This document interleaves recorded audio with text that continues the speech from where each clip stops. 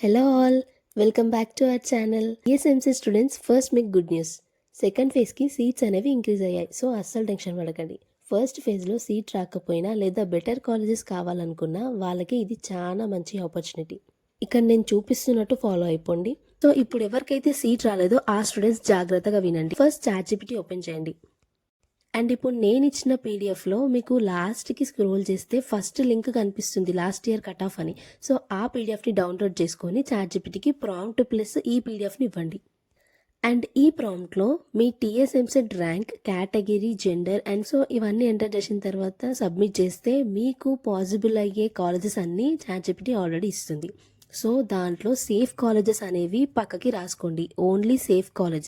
దాని తర్వాత నేను ఇచ్చిన పీడిఎఫ్లో ఇప్పుడు సెకండ్ లింక్ని ఓపెన్ చేయండి. ఎప్పుడైతే మీరు సెకండ్ లింక్ని ఓపెన్ చేస్తారో మీకు ఒక వెబ్సైట్ అనేది డిస్ప్లే అవుతుంది.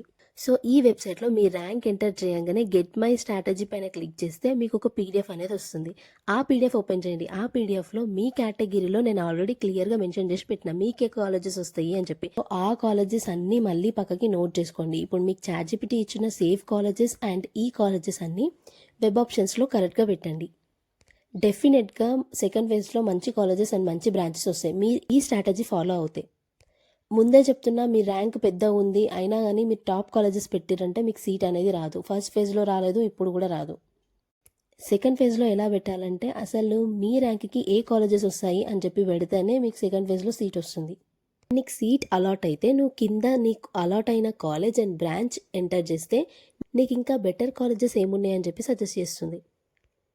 సో ఇంకెందుకు లైట్, ఈ ప్రాంప్ట్ కావాలంటే పేజ్ని ఫాలో చేసి నీకు నచ్చిన ఎమోజ్ని కమెంట్ చేయండి. డీటెయిల్స్ అనేవి డైరెక్ట్గా మీ డిఎంలోకి షేర్ చేస్తాను. అండ్ ప్రతి ఒక్కరికి ఈ రీల్ అయితే షేర్ చేయండి. అండ్ ఇలాంటి అప్డేట్స్ కోసం ఛానల్ని సబ్స్క్రైబ్ చేసుకొని పెట్టుకోండి.